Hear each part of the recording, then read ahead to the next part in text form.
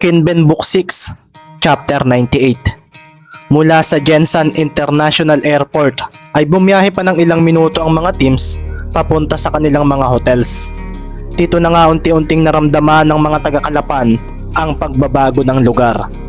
Parang kagaya nga sa Palawan, iba rin ang itsura ng mga tricycles dito kung ikukumpara sa kanila. Kinuhanan nga kaagad ng picture ni na Shaquille ang mga nasasabayan ng bus nila na tricycle na parang mga likuran ng isang maliit na multicab. Kulay sky blue rin ang lahat at bago nga sila makapasok sa mismong poblasyon ay sinalubong na nga sila ng traffic ng syudad. Alauna na nga ito ng hapon at mabuti na lang at medyo makulimlim ang panahon ngayon dito. Kung titingnan, pakiramdam nga ni Ricky ay parang Batangas City ang datingan dito. Hindi kasi niya masabing mala NCR ito dahil nakakakita pa rin siya ng mga palayan bago pumasok sa sentro at may mga puno pa rin naman sa mga gilid ng kalsada. Marami ring residential areas na katabi lang ng mga malalaking buildings. Dumaan nga rin sila sa tapat ng SM City Jensan at mukhang may target na kaagad na pasyalan sina Baron mamayang hapon. Sa pagkakaalam kasi nila ay walking distance lang ang hotel nila mula rito. Base rin sa pagkakaalam nila ay may isa pang mall na malapit sa kanilang titigilang hotel at ito nga ay ang KCC Mall. Ilang sandali pa nga ay pumara na nga sina Coach Isaiah. Huminto na nga ang sinasakyan nilang minibus sa tapat ng isang lugar na may resto at bakery sa harapan. Sa kabilang kalsada naman ay makikita nga ang isang bangko. Pagkababa nga nila ay pasimple pang napasulyap sa bintana ang mga players ng Manila Gamers. Sa ibang hotel kasi sila nakabook. Ang Cavite team naman ay sa isang minibus na pasakay mula sa airport at base sa kwento ni JC kay Ricky kanina ay ang hotel daw ng mga ito ay katapatan lang ng SM. Ang teams naman ng Palawan ay magkakasama sa isang hotel na malapit daw sa KCC Mall. De La Grande Residences. Ito ang makikitang nakasulat sa entrada ng lugar. Ang bakery at restaurant na nasa harapan ay part din ng hotel na ito. Dito nga sila titigil sa loob ng halos 2 linggo. Agad nga rin silang inintindi ng mga attendants at sa front desk ay pasimple kaagad na napatayo si Baro ng matikas dahil may nakita siyang mga magagandang babae roon na naka-uniforme ng black and orange. Matapos nga makausap ni Sir Isaiah at mover ang mga front desk officers ng hotel ay isang male attendant nga ang biglang lumapit sa kanila upang ihatid sila sa kanilang mga rooms. 6 na rooms ang kanilang pinareserba, mas mura kasi ito rito kung ikukumpara sa cost ng nasa Bulacan. Magkakasama sa isang room ang 2 helpers nila, sina Coach Isaiah naman sa isa na kasama sina Sir Felix at Sir Jason. Ang 4 na rooms naman ay paghahatian na ng 12 players. Nang nasa harapan na nga sila ng kanilang mga kwarto ay dito na nga rin nagbigay ng kaunting rules and guidelines ang male attendant sa kanila. Matapos iyon ay makikita nga si mover na may hawak na 12 papel na tinupi. Ganito ang gagawin natin ngayon. Magkakaroon tayo ng bunutan kung sino ang magiging magkakasama. Kasi napansin ko last time ay parang iyon at iyon pa rin na magkakasama sa loob ng rooms. Ngayon random naman at nakadepende iyan sa mabubunot ninyo sa mga numbers na nasa kamay ko. Seryosong wika ni Mover. Kailan mo pa ginawa yan, Sir Mover? Prepared ka ah? Sabi nga ni Tristan. Sa Kalapan pa lang. Sige na, bunot na. Sabi nga ni Mover. Matapos nga magsibunot ng mga players doon ay nagsalita rin muna si Isaiah para sa mga ito. Kung aalis kayo ay kailangang alam ko. Hindi pwedeng basta na lang kayo lalayas ng walang paalam. Sabi nga nito at may kitang nakatingin pa siya kay Ricky na marahang napangiti sa kanya. Copy po coach, sabi nga ng mga players niya. Ganon din nga ang 2 nilang helper na dinala ang mga gamit ni Isaiah sa loob ng kanilang mga kwarto. Dito na nga rin binuklat ni Ricky ang mga papel na napili nila. Number 4, sabi nga ni Ricky. May 1 to 4 nga na nakalagay sa mga papel at 3 magkakapareho ang mayroon dito. Kuya Ricky, 4 din ako. Masayang wika nga ni Shaquille na agad na lumapit dito. Si mover naman ay napatingin sa natirang papel sa kanya at number 4 din iyon. Mukhang tayong 3 magkakasama ah, sa dulo kami. Sabi nga ni mover at makikita nga ang pagsasama-sama ng mga magkakapareho ang numero. Sina Tristan at Marky ay nabunot ang number 1 at si Baron ang isa pa. Makikita nga kaagad ang pagngiti na parang may masamang plano ang dalaw kay Cimarron nang malamang ito ang makakasama nila. Sina Marlon, Dre at Larry naman ang magkakasama sa number 2 at sa number 3 ay sina Martin, Carlo at Maki. Kakain na ba tayo ng lunch? Sa pagkakaalam ko ay may free meal tayong 3 times per day. Kasama na iyo ngayon, sabi pa nga ni Mover. Pwedeng ipadala sa room or pupunta na lang tayo sa resto nila sa may labas. Dagdag pa nga nito at lahat sila ay padala na lang daw muna sa room. Pagkatapos nga noon ay sinabi na ni Mover sa isang attendant ang tungkol sa bagay na iyon. Pagpasok ni Ricky sa loob ay makikita nga ang isang king size bed at kasya silang 3 rito. Makikita rin na may flat screen TV, may aircon at kung pagmamasdan ay ganito ang typical na itsura ng room hotel sa mga lugar sa Calapan. Makikita rin na may working table sa may dulo sa sulok. Nasa second floor nga rin sila at marahang binuksan ni Ricky ang bintana. Makikita nga sa tapat nila ang isang residential area na malapit dito. Matatanaw rin ang malaking building sa hindi kalayuan at mukhang iyon ang KCC Mall. Marami nga ring matataas na buildings dito at mas urbanized daw ang lugar na ito kung ikukumpara sa Calapan. Muli nga niyang isinara ang bintana at hinawi ang kurtina. Kasunod nga noon ay ang pagbukas ni Mover sa aircon. Napatingin nga rin siya kay Shaq na inaayos ang gamit sa may lagayan sa tabi. Marahang napahikab si Ricky. Bigla nga niyang naalalang kailangan pa niyang magbawi ng tulog.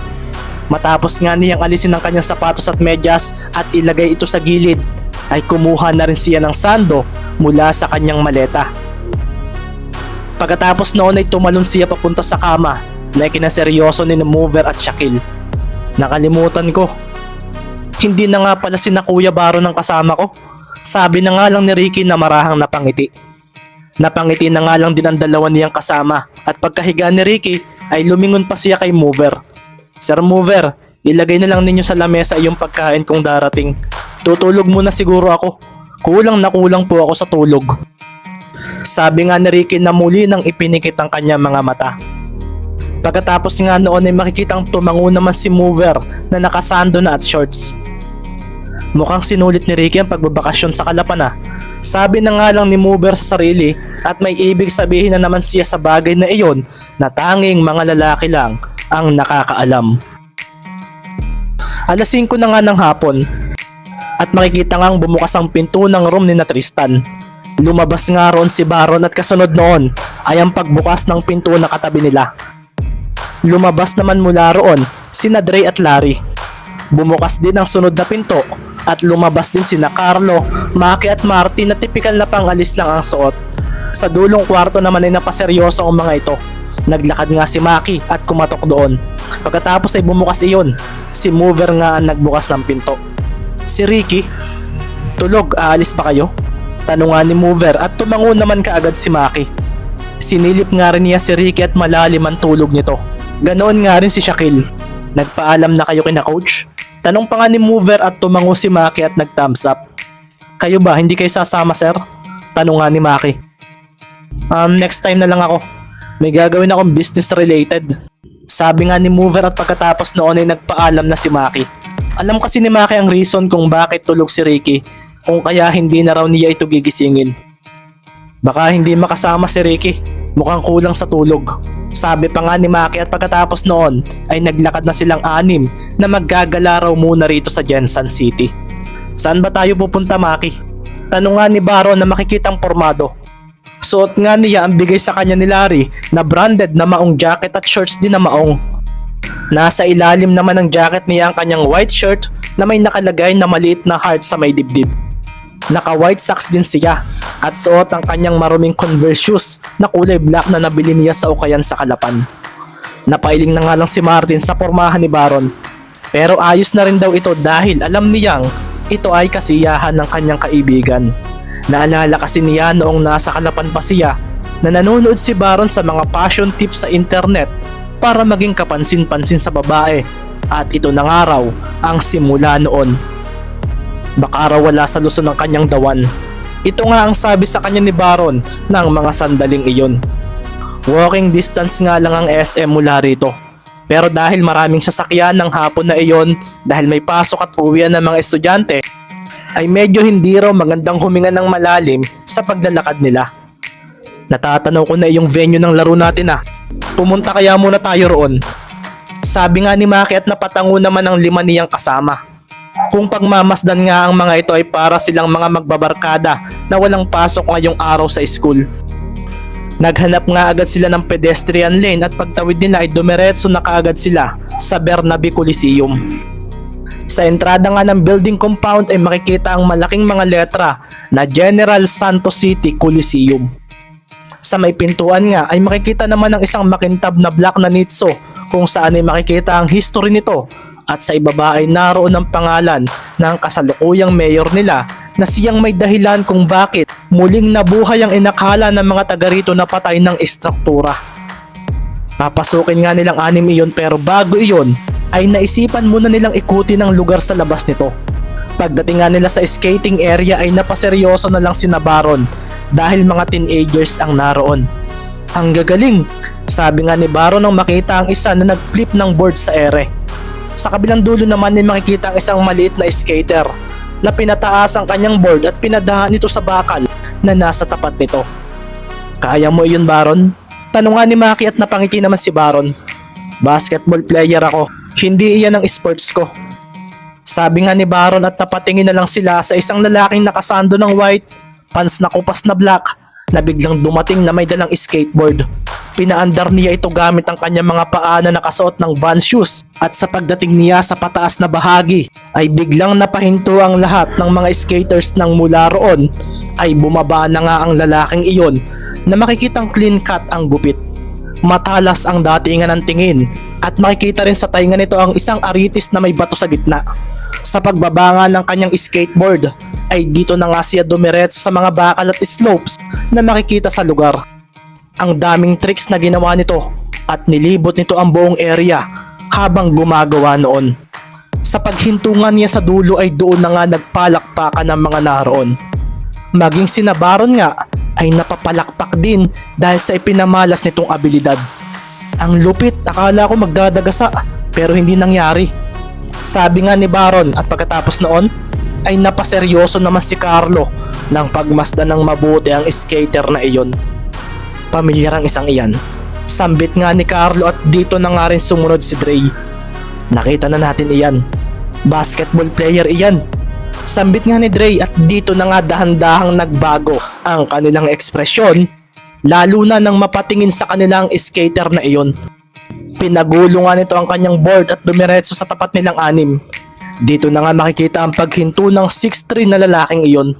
May intimidating aura rin ito pero hindi nito masisindak ang mga players na nasa harapan niya. Napangiti naman agad si Maki habang si Baron naman ay tumaas ang mukha para pagmasdan ng matalas na tingin ng lalaking ito. Siya ang point guard ng Davao City Durians. Sambit nga ni Carlo, si Kian Mark Duterte. Dagdag pa nga ni Carlo at dito na nga rin napangiti ang skater na nasa harapan nila. Welcome dito sa Mindanao. Baka gusto ninyong pumasyal ng Davao City. Ako ang magiging tour guide ninyo. Sabi nga ni Mark nang may kakalmahan. Ang galing mong mag-skateboard. Biglang wika nga ni Baron. Pero magkita na lang tayo sa loob ng court sa araw ng laro natin. Sure, excited na rin akong makalaban kayo. By the way, nasaan ang star player ninyo? Parang puro backup players lang yata ang nandito ah. Wika nga ni Duterte. At ang mga sinabi nito ang biglang nagpaseryoso sa 6 na players ng Calapan City dahil parang may hindi magandang datingan ang mga salitang binitawan nito sa kanila ngayon.